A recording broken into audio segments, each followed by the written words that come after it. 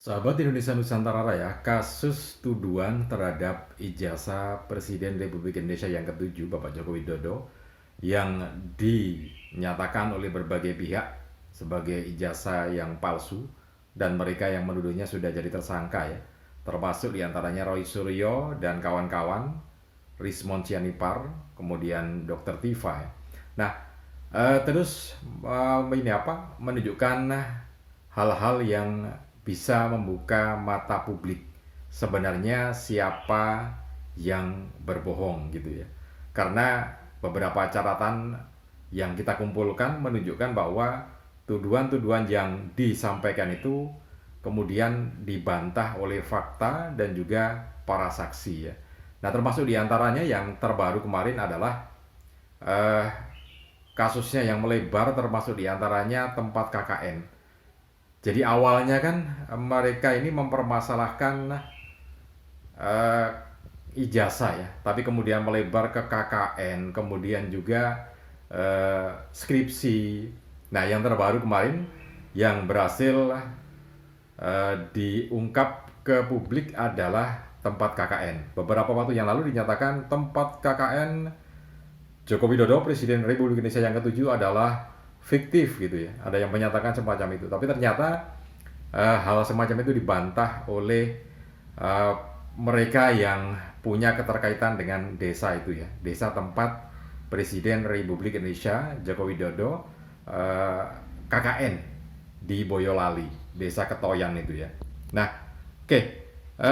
Kita akan dengar kesaksian dari teman-temannya Bapak Presiden Republik Indonesia yang ketujuh, Pak Joko Widodo, terkait dengan KKN-nya ya. Oke, kita simak dulu. Ini dia kesaksian dari teman-teman Bapak Joko Widodo.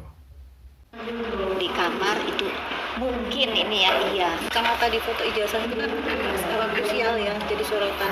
Waktu KKN itu beliau pakai apa setelah kamu? Ya kalau selama kegiatan tidak pernah memakai ya. Mungkin kalau membaca di kamar itu mungkin ini ya, iya.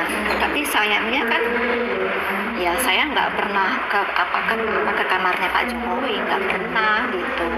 Yang tahu tuh sebetulnya adalah ya teman kami yang sudah almarhum itu. Ya dengan sendirinya kan lebih tahu dia daripada kami gitu. Tapi kan ya kalau di kampusnya atau di fakultasnya kan pakai kan, kalau saya lihat dari foto-foto yang di medsos itu. Tapi pada saat KKN itu sehari-hari tidak ya. Mungkin ya kalau baca gitu ya, mungkin bikin jurnal kan, ada jurnal harian mengenai apa kegiatan KKN itu. Yang paling berkesan apa yang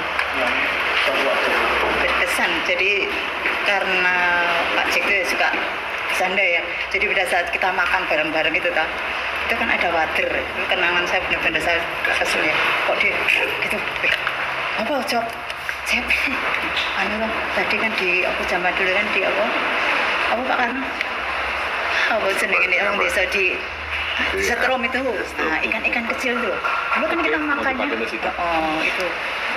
di setrum, jadi makannya tuh setrum itu gitu. Itu kenangan saya pada saat makan.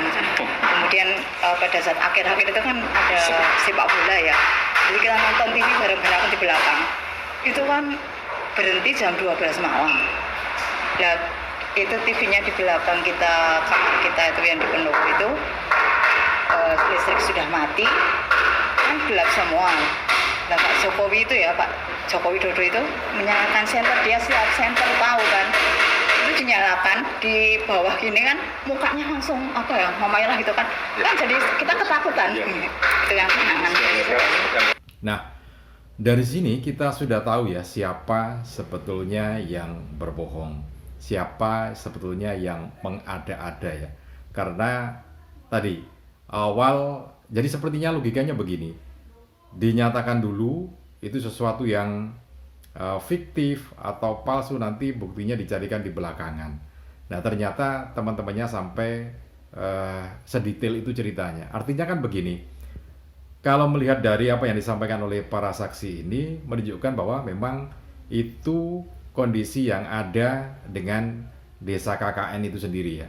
Sehingga dengan demikian kita melihat bahwa memang ya seperti yang di awal dulu, meskipun ijazah itu ditunjukkan nanti akan merembet gitu ya. Sekarang saja seperti ini. Jadi awalnya kan ijazah, kemudian merembet ke skripsi kan begitu. Dipermasalahkanlah dengan berbagai hurufnya, time New Roman dan segala macamnya, cetakannya kan begitu. Tidak selesai. Setelah itu cari lagi ke KKN, tempat desa KKN-nya seperti apa. Kemudian bahkan sampai jauh beberapa waktu yang lalu ke makam leluhurnya Bapak Joko Widodo. Nah ini kan masyarakat sendiri semakin kesini semakin bisa menyimpulkan sebenarnya apakah memang